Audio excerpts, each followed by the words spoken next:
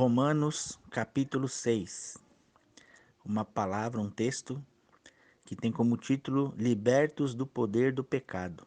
E é o que somos e é como estamos agora, é como vivemos agora, libertos do poder do pecado. Romanos 6, versículo 1. E vou ler o texto todo. E o próprio texto por si só já é uma pregação que impacta nosso coração, nossa vida. E é assim que a gente tem vivido agora, é assim que nós devemos nos esforçar para vivermos, em nome de Jesus. A palavra do Senhor diz assim, Romanos 6, a partir do versículo 1. Pois bem, devemos continuar pecando para que Deus mostre cada vez mais sua graça? Claro que não. Uma vez que morremos para o pecado, como podemos continuar vivendo nele? Ou acaso se esqueceram de que quando fomos unidos a Cristo Jesus no batismo, nos unimos a Ele em sua morte?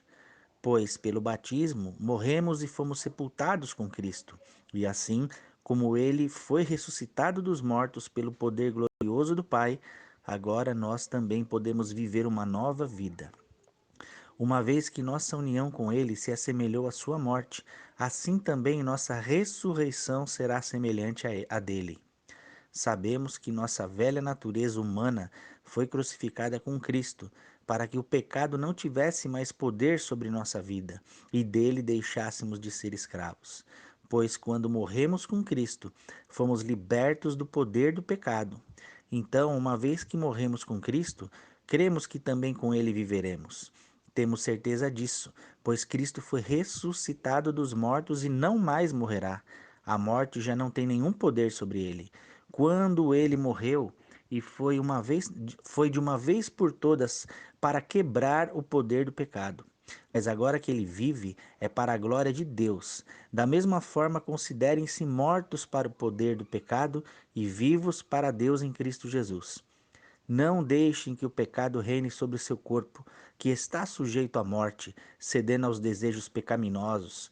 Não deixe que nenhuma parte de seu corpo se torne instrumento do mal para servir ao pecado, mas em vez disso entreguem-se inteiramente a Deus, pois vocês estavam mortos e agora têm nova vida. Portanto, ofereçam seu corpo como instrumento para fazer o que é certo, para a glória de Deus. O pecado não é mais seu senhor, pois vocês já não vivem sob a lei, mas sob a graça de Deus. Pois bem, uma vez que a graça nos libertou da lei, quer dizer que podemos continuar pecando? Claro que não. Vocês não sabem que se tornam escravos daquilo a que escolhem obedecer? Podem ser escravos do pecado, que conduz à morte, ou podem escolher obedecer a Deus, que conduz à vida de justiça. Graças a Deus, porque antes vocês eram escravos do pecado, mas agora obedecem de todo o coração a este ensino que lhe transmitimos. Estão livres da escravidão do pecado e se tornaram escravos da justiça. Use o exemplo da escravidão para ajudá-los a entender isso tudo, pois sua natureza humana é fraca. No passado, vocês se deixaram escravizar pela impureza e pela maldade, o que os fez afundar ainda mais no pecado. Agora devem se entregar como escravos à vida de justiça, para que se tornem santos.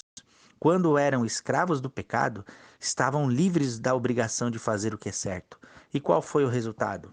Hoje vocês se envergonham das coisas que costumavam fazer, coisas que acabam em morte. Agora, porém, estão livres do poder do pecado e se tornaram escravos de Deus. Fazem aquilo que conduz à santidade e resulta na vida eterna.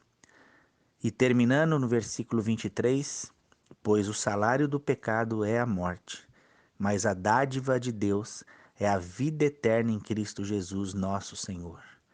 A vida eterna é o alvo, em nome do Senhor Jesus. Servir a Cristo, estar em Jesus e um dia herdarmos a vida eterna. Amém.